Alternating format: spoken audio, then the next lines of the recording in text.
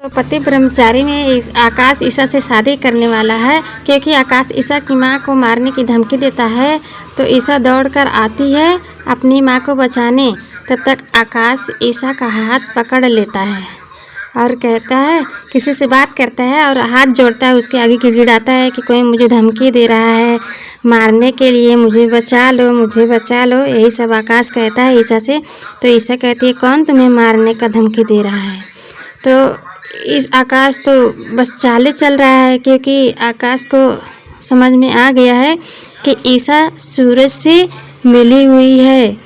इसीलिए आकाश नई नई चालें चल रहा है, क्योंकि ईसा से शादी करना चाहता है। इसीलिए हाथ जोड़ता है, फिर हंसने लगता है, क्योंकि आकाश को पता चल गया है कि ईसा जो हार पहनी है उस हार में एक कैमरा लगा हुआ है।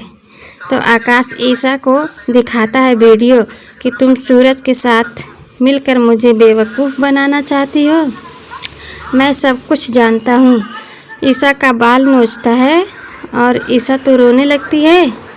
तो आकाश उसका हार देखता है, क्योंकि उसके हार में, जो ईसा हार पहनी है उसके हार में एक कैमरा लगा हुआ है। आकाश वही कैमरा निकाल कर ईसा को दिखाता है और तोड़ देता है, क्योंकि उसी कैमरा से सूरज इस पर नज़र रखता है कि आकाश की चालें क्या है। तो आकाश कहता है कि मार दो इसकी माँ को, पर ईसा कहती है नहीं। ईसा गिड़गिड़ाने लगती है, कहती हूँ मैं तुमसे शादी करूँगी, तुम जो कहोगी मैं वही करूँगी, पर मेरी माँ को मत मारो, प्लीज़ मेरी माँ को मत मारो। तो आकाश उसे धमकी देने लगता है, फिर भी ईसा हाथ जोड़कर गिड़गिड़ाती है कि मेरी माँ को मत मारो, मत मारो।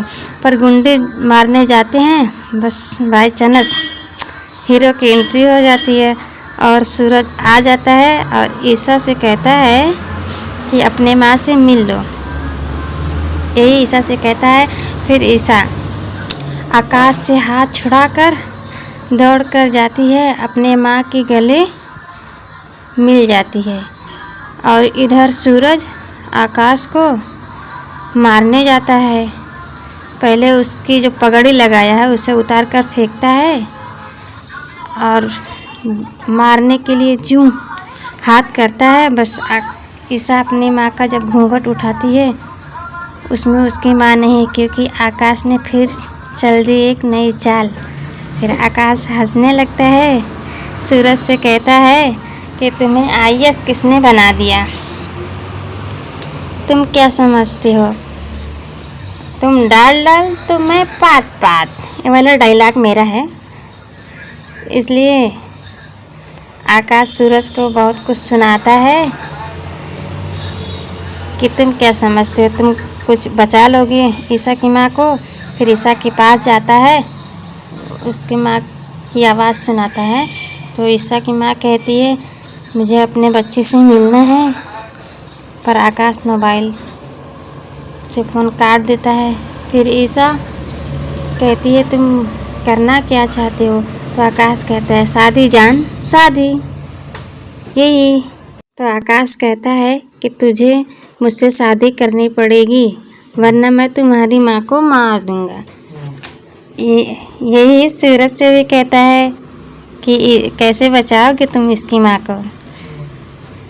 आकाश यही डायलॉग मारता है, कहता है तुम अब अफसोस करोगे कि तुम जिंदा बचे क्यों हो, क्योंकि मैं तुम्हारे सामने ही ईसा से शादी करूँगा, जो करना होगा कर लेना, जाओ बचा लो इसकी माँ को।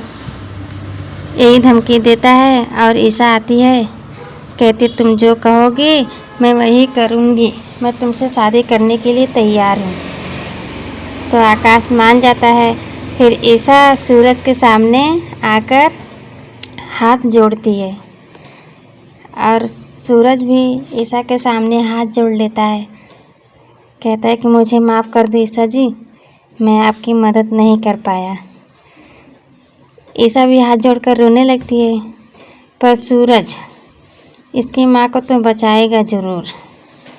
और आकाश इसी तरह से सूरज को जाने नहीं देता है, लेकिन फिर भी सूरज पहुंच जाता है गुलाब के तय खाने में। और वहाँ इधर उधर देखता है तो एक बोरा नज़र आता है। तो जब बोरे के पास जाता है, बोरा खोलता है, तब उसमें एक औरत दिखाई देती है घूंघट में बैठी हुई। तो सूरज घूंघट खोलता है तो देख लेता है उधर आकाश के गुंडे आ जाते हैं। वो लोग सोचते हैं कि सूरज यहाँ से ना निकल पाए। आरव अपनी माँ को देखकर बहुत खुश होता है। गुंडे तो मारने वाले होते हैं सूरज को, पर बंटी और आरव उसके ऊपर जाल फेंक देते हैं और मारने लगते हैं।